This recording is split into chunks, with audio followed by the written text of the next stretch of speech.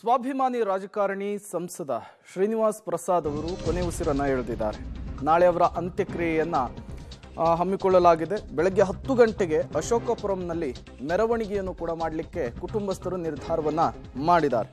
ನಾಳೆ ಮಧ್ಯಾಹ್ನ 1 ಗಂಟೆಯ ನಂತರ ಅಂತ್ಯಕ್ರಿಯೆಯನ್ನು ನೆರವೇರಿಸಲಿಕ್ಕೆ ಸಿದ್ಧತೆಗಳನ್ನು ಮಾಡಿಕೊಳ್ಳಲಾಗ್ತಾ ಇದೆ.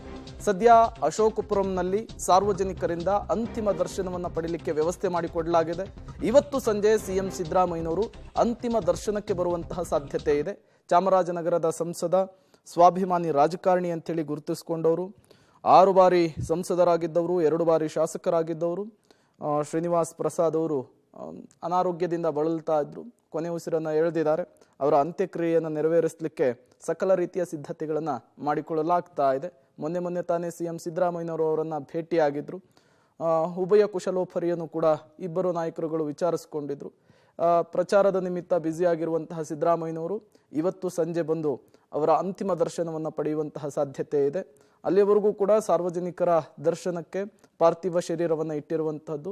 ಸಾರ್ವಜನಿಕರು ಕೂಡ ಅವರಿಗೆ ಅಂತಿಮ ನಮನವನ್ನು ಸಲ್ಲಿಸ್ತಾ ಇರುವಂತಹ ವಿಜುವಲ್ಸನ್ನು ಗಮನಿಸ್ತಾ ಇದ್ದೀರಿ.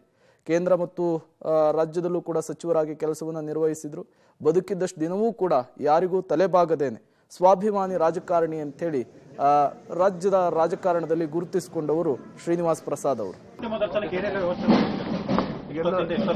ಎಲ್ಲ ನಡೀತಾ ಇದೆ. ಇನ್ನು ಒಂದು ಅರ್ಧ ಮುಕ್ಕಾಲು ಗಂಟೆನಲ್ಲಿ ಇದು ರೆಡಿ ಆದಮೇಲೆ ಅವ್ರ ಮನೆಯಿಂದ ಬಾಡಿಲಿ ಶಿಫ್ಟ್ ಮಾಡ್ತೀವಿ.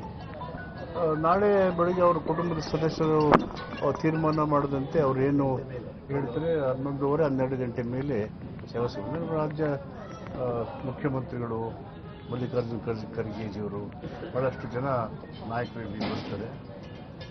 ಅವರ ಅಂತ್ಯಕ್ರಿಯೆಯನ್ನು ನಾಳೆ 11:30 12 ಗಂಟೆ ಮೇಲೆ ಮಾಡ್ತಾರೆ.